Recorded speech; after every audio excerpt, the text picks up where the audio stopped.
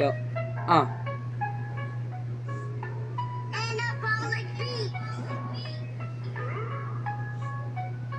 Itong hangunang pahinda ng aking tunay na buhay namin sa pinangarap ko. Naging mahusay na gumapit ang mga awit at palalim na tula. Kahit na palagi na ako ninalait lang madaki na kapal ko ang muka. Kahit na kinukuntya gumagawa na sa gitna, kahit walang natutuwa di pa rin nadadala. Kahit ilang beses natalo iniisip ko na lang na ang Diyos sa akin meron plano. Kaya di nagpa-apekto sigila sa bagay-ensayo ka.